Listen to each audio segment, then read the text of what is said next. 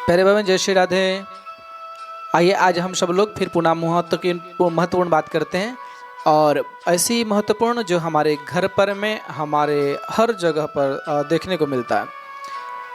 हर मनोकामनाओं को पूर्ण करने वाला एक ऐसा अचूक उपाय आप सब लोगों के बीच में पुनः मैं बता रहा हूँ जो पुराणों से संबंधित है। और आप यदि देखते हैं तो पुराणों के मत में बड़े बड़े विद्वान और ज्ञानियों द्वारा हमें सुनने को मिलता है। ऐसे जो हमारे घर के कियारी पर लगने वाली अगर कोई चीज़ है तो माँ तुलसी है। तुलसी का पौधा हमारे गृह पर में बहुत आनंददायी रहती है। तुलसी का रहना बड़ा शुभ माना जाता है। हर हिंदुओं के घर में और हर सनातनियों के घर में आप सब देख पाते हैं कि तुलसी का बहुत ही महत्वता और हर रोज सेवा करना, पूजा करना, और जिस घर में तुलसी सूख जाए तो उस घर की तुलसी को फिर पुनः जागृत करने का अवस्था बना लेता है। कहते हैं दर्शनम सर्व पाप हरम पुण्यम कामदम तुलसी वनम। आप ध्यान से सुनिएगा, इतना प्यारा श्लोक आज आप सब लोगों के बीच में लेकर के आया हूँ। दर्शनम सर्व पाप हरम, प्रत्येक दिन दर्शन करने मात्र से सर्व पाप हरण हो जाता है, सब पाप दूर हो जाते हैं। पुण्यम कामदम तुलसी वनम, कहते हैं कि इतना पुण्य को प्रताप है हमारे लिए और पुण्य को प्रदान करने वाली यह तुलसी है।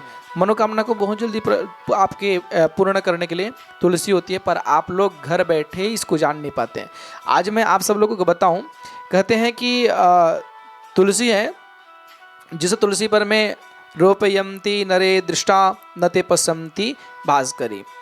कहते हैं कि जो घर में तुलसी को रोपते हैं मतलब तुलसी को लगाते हैं, तुलसी का सृजन किया जाता है, तुलसी का सेवा किया जाता है, माँ तुलसी का पूजन किया जाता है और साथ ही साथ तुलसी माता का जो चिंतन करते हैं, ध्यान करते हैं, तो ऐसे घर में जो पशमती भास्करी मतलब भगवान सूर्य का पुत्र यम और उनके साथ में रहने वाले, तो वह यमराज भी तुलसी का जो सेवा करने वाले होते हैं उनको भी यमराज छू नहीं सकते। इसलिए तो आप देखे होंगे जब मरण की अवस्था आता है, मृत्यु की अवस्था आता है, मरने का समय होता है, तो कहते भैया इनको तुलसी दल कुछ इनके मुख पर डाल दो या फिर कुछ गंगा जल दे दो करके।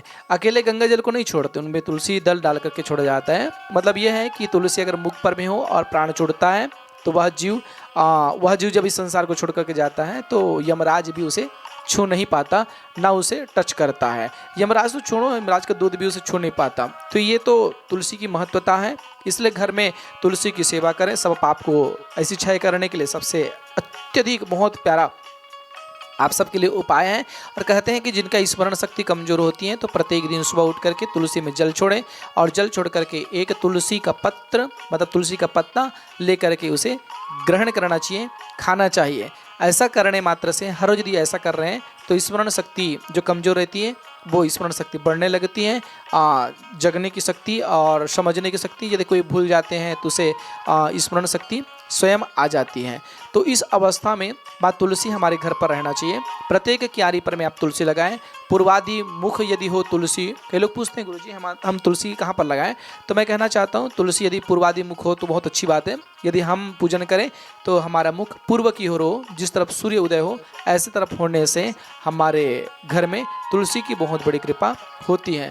तो ऐसे तुलसी को आप अपने घर पर रखें और यह आनंद के साथ में जो मनोकामना के लिए आपको मैं बताया हूँ यह तुलसी बहुत महत्वपूर्ण रखता है। ऐसे तुलसी की सेवा करें।